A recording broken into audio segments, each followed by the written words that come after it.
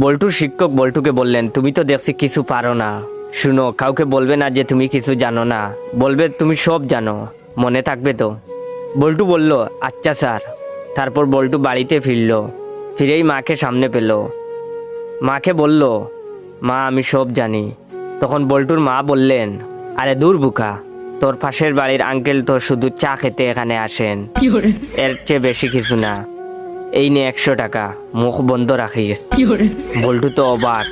এরপরে বল্টু তার বড় দিদির সামনে এসে দাঁড়ালো এবং তার বড় দিদিকে বলল, দিদি আমি সব জানি। তার দিদি বলল, বাদর ছেলে কোথাকার, তোর রাজুদা শুধু পরীক্ষার সাজেশন নেওয়ার জন্য আসে, এর বেশি কিছু না। এই নে 200 টাকা, কাউকে কিছু বলবি না।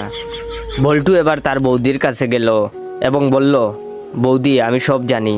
তখন তার বৌদি বলল, এক চড় দেব, সব জানিস যখন মুখ খুলিস কেন? এই নে 500 টাকা, মুখ খুলবি না। বল্টু তো খুশিতে আত্মহারা।